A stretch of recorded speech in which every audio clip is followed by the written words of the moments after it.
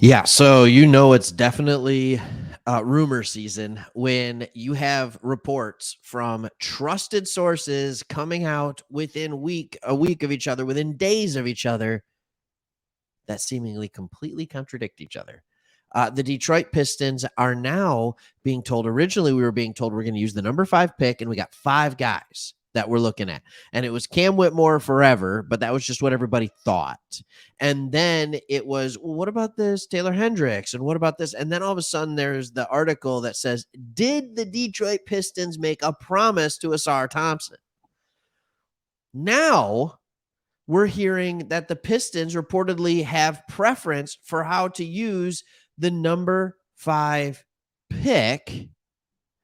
And it's more likely that the Detroit Pistons will trade down in the NBA draft than use the number 5 overall pick to acquire a veteran. This is according to my guy who I trust, James Edwards III of The Athletic. Now, all options remain on the table for Troy Weaver and his staff as the draft approaches. We talk about the 5 things and we kind of go from there. Um, in other news, we talked about Isaiah Stewart, but I don't want to go on that one because I don't actually. I do have some stuff to talk about Isaiah Stewart, but we're not going to hit that right now.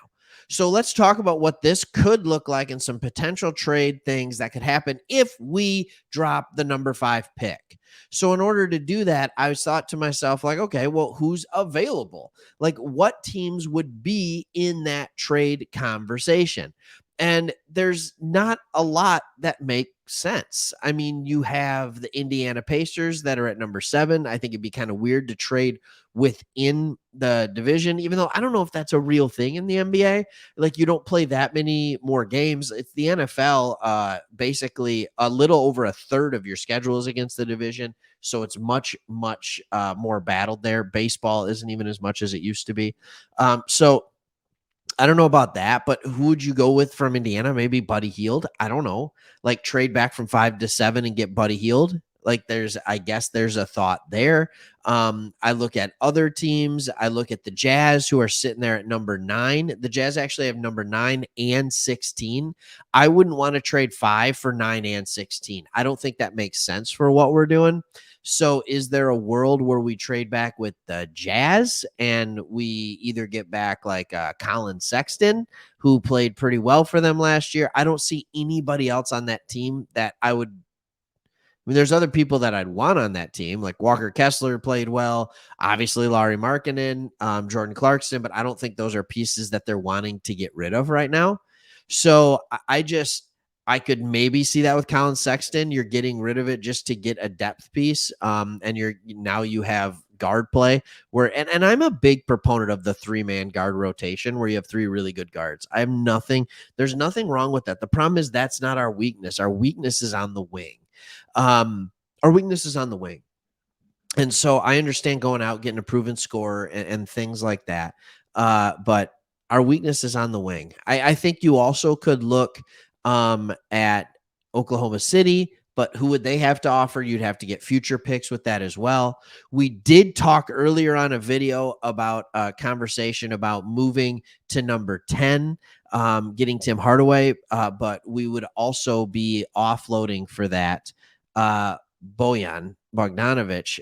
So I think that's interesting because that doesn't give us more veteran help. That just gets rid of the veteran help we have for more veteran help. But then we'd keep number 5. So I like that trade more. Like I like that trade more because it actually kept us young.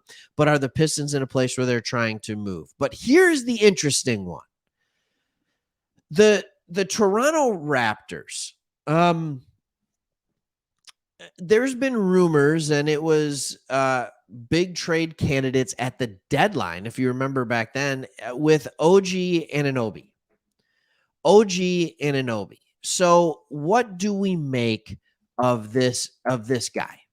Like, is there a possibility that he gets traded? Because this is a guy where, yeah, he actually does fit perfectly for what we need. He would come in, he would be that small forward that has good size. He averaged almost 17 points almost 17 points a game last year. So yeah, he's a good player. I'm okay with having him around. Don't get me wrong with that. This is the one that kind of intrigues me, but what would it take to get him? Is it one of those things where you give up number 5 just for straight for OG Anunoby? Is that something you would do if you're a Pistons organization? If you're the Pistons organization, what does that look like? I mean, the last 3 years, OG Anunoby has been a good player. He has shot about 37.5% from three, not remarkable, also very solid.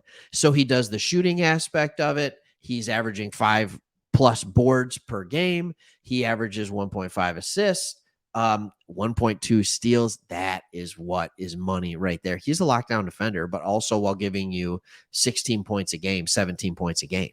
Like, that is solid. And I think we need to at least like look at that, if that makes sense to everybody in what I'm saying. So according to Spotrac, which is a really great place for salary cap breakdowns, his cap hit this year is 18 million, and next year he has a player option for 19, almost 20. In other words, it's a 1-year thing, and then you'd have to hope that you'd be able to re-sign him. So there'd be a little bit of risk here. You're trading for a guy who has 1 year left on his contract. Um, as far as roster fit and what it goes, I mean, it's exactly what you want. If you're a Detroit Piston fan, OG Anunoby is the guy that you want. It's either get him for sure this year and try and lock him up going forward, or you need to go out there and you need to spend big money now on a guy like Cam Johnson. If you can get him, Jeremy Grant is going to be ridiculously expensive. But OG Anunoby, if he continues to play at the pace in which he's played the last 3 years, so he's one of these rare guys who gets his big contract and then starts to just ball out. He is a better player than an $18 million contract would say right now. I think he's more of a guy who is a $25 million player. So this is this would be very interesting. The question is this the one that you think brings you over the top? He's 25 years old. And the other question of it is, because it's just a 1-year thing, would Toronto say, yep, we'll take the 5th pick. We're going to break it down. We're going to trade Siakam. We're going to do all this kind of stuff. Would we want Siakam? Like, we haven't even talked about that. Like, Toronto makes the most sense to trade with for me, because I feel like the teams are kind of going in the opposite directions. I feel like they've got a new coaching regime, and maybe there's just this belief here that they have a good team, but they don't want to be in what I like to call basketball purgatory, where they're just stuck in, that 6, 7, 8 playing. Like, they're just stuck in there because they have good players, but not players that are going to take you over the top. Whereas the Pistons, they have what they believe is going to be the franchise player. They believe they have one of those guys in Cade Cunningham. They believe they have a secondary player that could be another absolute stud in Jaden Ivey. And we don't even know what Duran's going to be. I mean, that dude's so young, like, he could be nuts, right?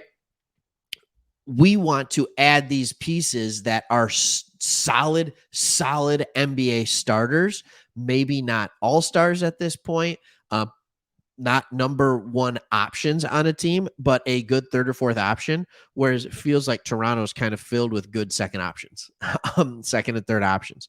So looking at that, the teams are going in different directions. It might make sense. I think Toronto's the team you make the trade with if you are going to trade back. The question is, would you be happy if we traded the 5th pick for OG Anunoby? Leave the comments below, and we'll see you on the next one.